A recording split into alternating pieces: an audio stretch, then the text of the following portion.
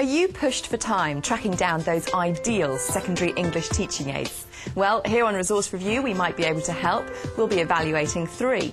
They are a novel set in ancient mystical Japan. It's not even really a sentence, is it? Just one word by itself when he says, here, nothing. An online archive of poets reading their own poetry.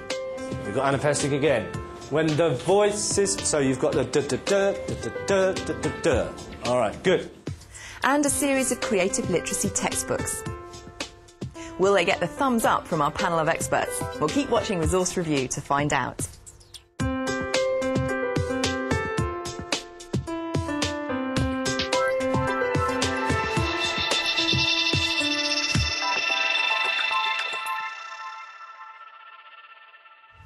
Joining me to recommend today's resources is Moira Beverton. Moira is a secondary English consultant at Bedfordshire LEA and secretary of NATE. Joining Moira on the panel we have Dr. Chris Turner, a senior learning and teaching fellow at Manchester Metropolitan University Institute of Education. And joining Chris we have English teacher Phil Beadle. Thank you very much for coming. It's great to have you on the show.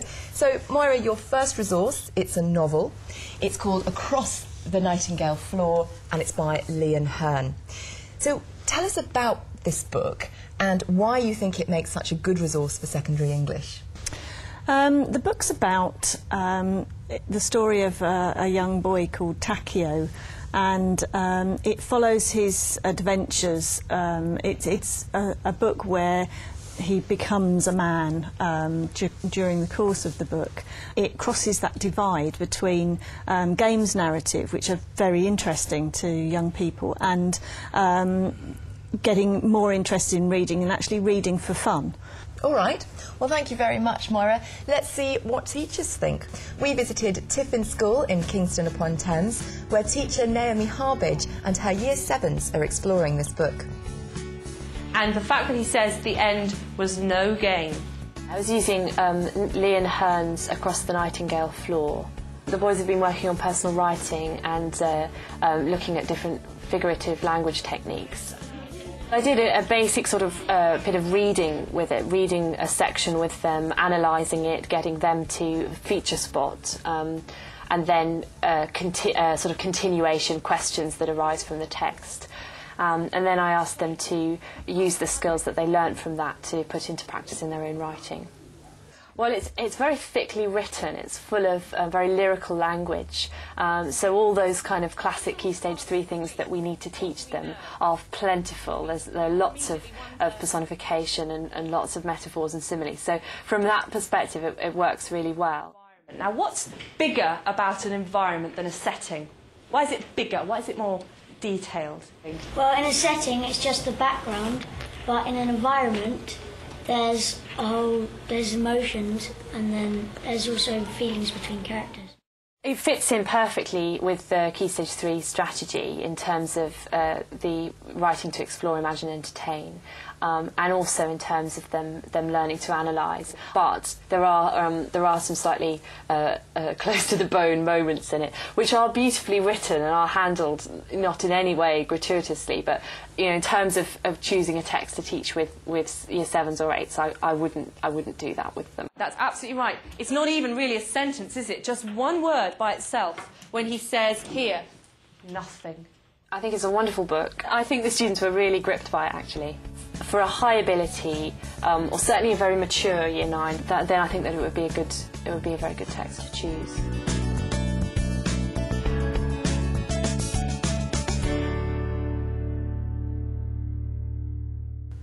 Well, Moira, overall, a very strong review from our teacher Naomi there. Seemed to really like this book. But she did mention that some of the topics covered, I know it touches on sex and violence, are a little bit close to the bone. Who is this book really aimed at? Yes, I suppose I wouldn't want anyone to think that there is graphic sexual content in this book. It isn't, and in a sense it's quite interesting would be quite interesting to explore that.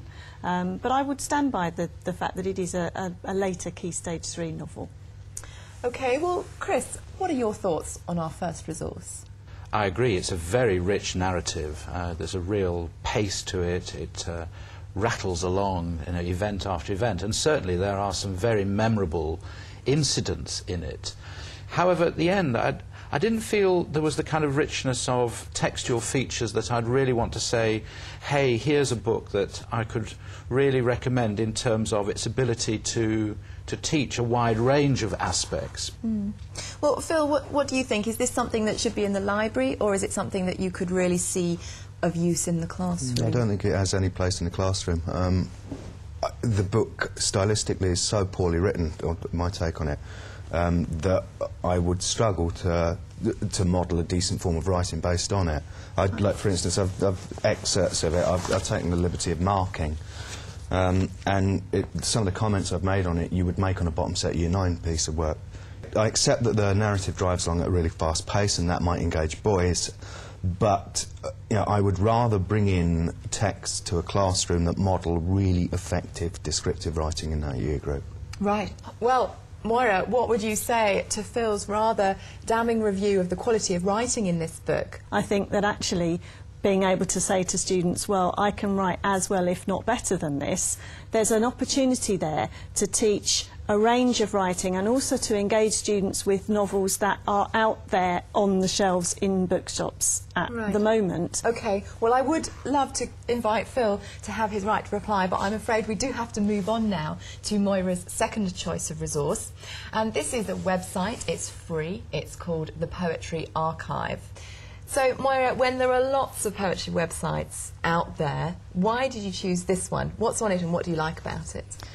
I don't think there are lots of poetry websites where you can hear poets read, and it does have some of the GCSE poets, and I liked it in the sense of students being able to go and explore poetry outside of the classroom, and actually to make decisions about whether they think the poet is reading this in an effective way or not.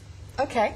Well, to see this resource in action, we went back to Tiffin School, where Head of English, Michael Liddy, is conducting a poetry class with a little bit of help from Robert Browning.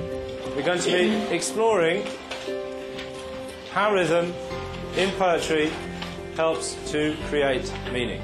The resource I used this morning, I used the Poetry Archive, and on that I used Robert Browning, and the Robert Browning poem that's on there, and the recording of his voice. See if you can hear the anapestic rhythm that he uses.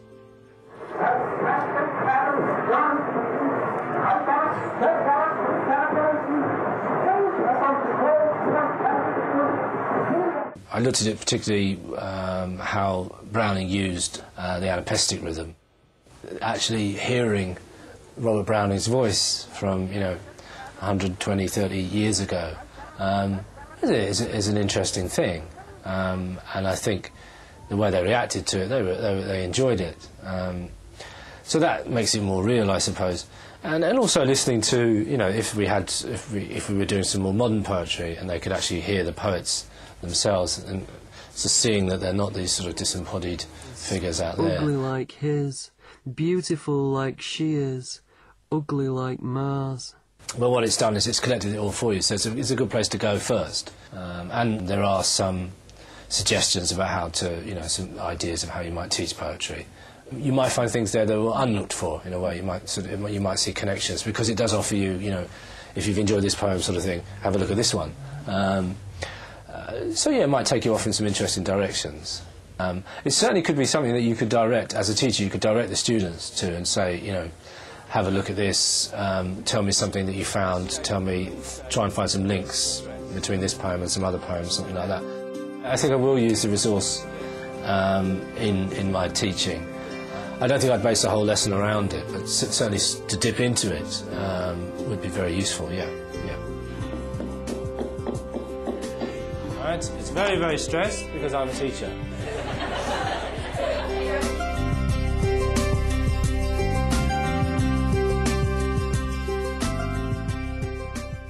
Well, Moira, wasn't it great to hear Robert Browning reading his own poem there? But are poets really the best people to read their work? Not necessarily, but I think that's what's quite interesting about the Poetry Archive, that you get the opportunity to make the decision. And how fantastic is that, to hear poets from, quite a long time ago or quite recently, reading their own work. It makes that connection for students. Yes. Well, let's see if Phil is a fan of your second resource. Phil, it's free, that's got to be a good thing. What do you think?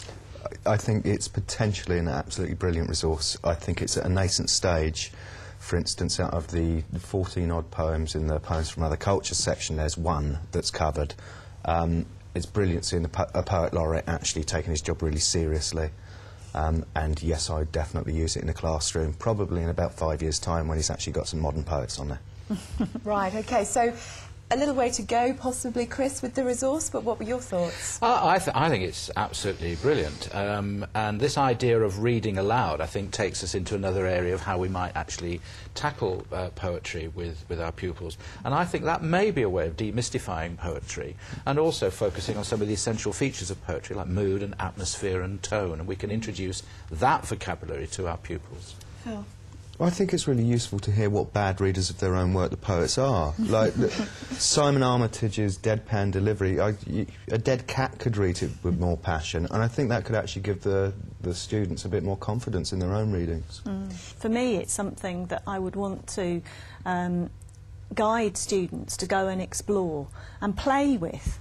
You know, actually have some fun in finding out what happens with poetry outside of the classroom. And I think it's an excellent resource for that.